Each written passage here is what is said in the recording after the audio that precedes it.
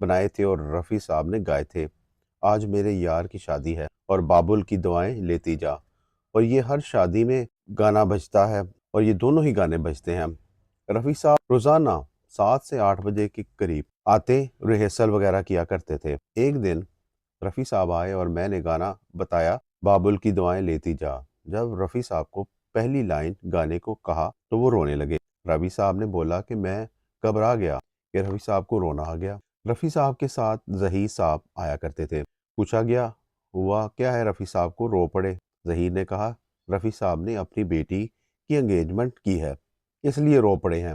रवि जी ने बताया कि आप लोग जब ये गीत सुनेंगे तो लगेगा कि कोई रोता हुआ अपनी बेटी को विदा कर रहा है। बिल्कुल दर्द भरा गाना। रवि जी ने कहा कि मैंने रिकॉर्ड किया। अभी शाहिद साहब मेरे घर में आए हुए थे कुछ दिन पहले। रवि जी ने उन्हें बताया कि कभी कभी इंसान सेल्फिश हो जाता है।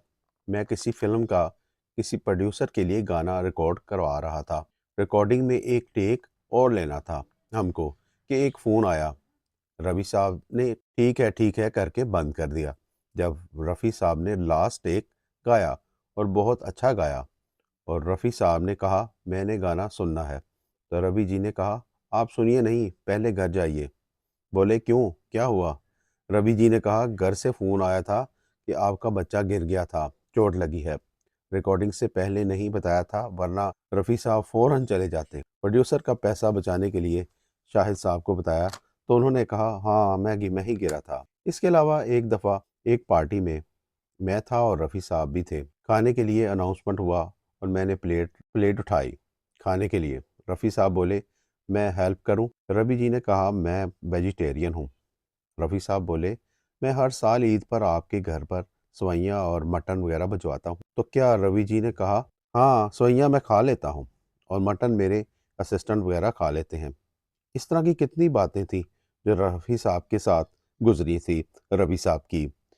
गाने जो गाए रफ़ी साहब ने रवि जी के लिए, उनमें से कुछ की बात करते हैं हम।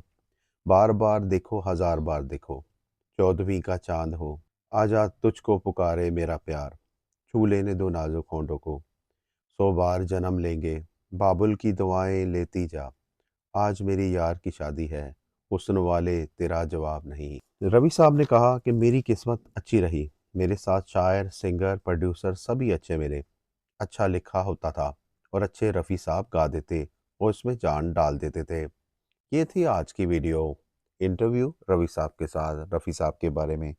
अगर आपको हमारी वीडियोस पसंद आती हो तो हमारे चैनल को लाइक और सब्सक्राइब कर दिया करें।